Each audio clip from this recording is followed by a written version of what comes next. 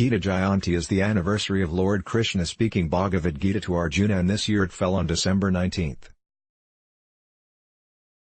This day marks the speaking of the Bhagavad Gita by Lord Krishna to Arjuna 5,245 years ago on the battlefield of Kurukshetra. Bhagavad Gita, also called the Holy Song of the Lord, is a gift given to the human society from Lord Sri Krishna to direct them towards seeking the higher goals of life.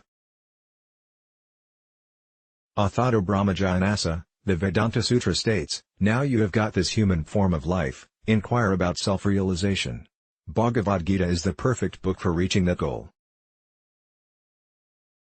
Bhagavad Gita can be compared to an intelligence agency. The word intelligence means inside information. Any agency which has inside information about certain facts is an intelligence agency.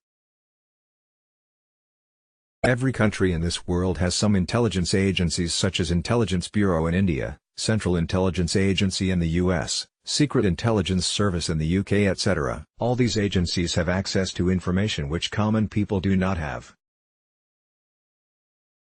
Similarly, Bhagavad Gita gives us access to a range of inside information: how this material nature works, how one should conduct the self, what should be the ultimate goal of a soul, where we have come from and where we will go after death, what is karma and how it works, why we see good people suffering at times and why we see bad people enjoying, what is the relation of soul with the Creator, etc. Hence, anyone who reads Bhagavad Gita gets enlightened.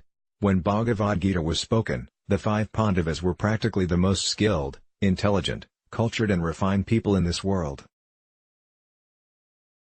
Arjuna was a prince warrior, a householder with wife and children, having responsibilities of ruling the kingdom. However, Lord Krishna chose Arjuna to speak Bhagavad Gita, proving that its knowledge is meant for all classes of people and not just the renunciants.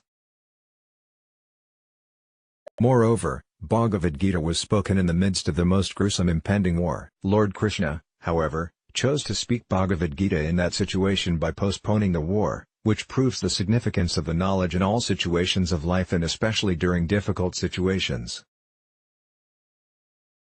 Notably, a great warrior like Arjuna couldn't tolerate even the insinuation of desertion and the cowardice it implied. A warrior like Arjuna, who would have never put aside his bow in normal situation due to any external assault, was forced to do so by inner assault of discouragement. Discouragement and internal state of mind had the power to take such a great hero to such a terrible state.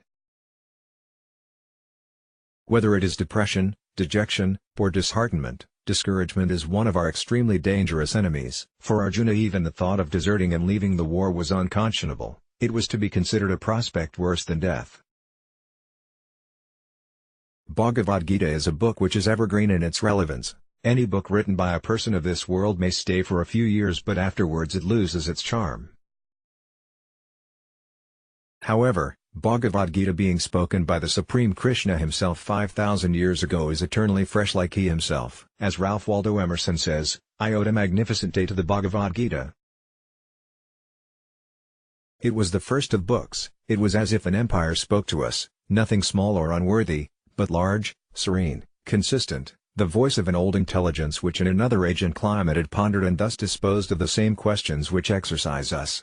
The day of Gita Jayanti is celebrated very enthusiastically in all the ISKCON temples all over the world. It is a day to especially remind ourselves of the great heritage we have received in the form of the divine knowledge of the Bhagavad Gita and our responsibility to reciprocate by reading, studying and implementing in our lives. This act itself is an act of devotion to Lord Krishna, as the Lord explains in the Bhagavad Gita 18.70, "And I declare that he who studied this sacred conversation of ours, worships me by his intelligence." Gita is filled with optimism, positivity, love, inspiration and wisdom, acts as beacon light for the entire world. The author is the spiritual leader of International Society for Krishna Consciousness. Let's block ads. Why?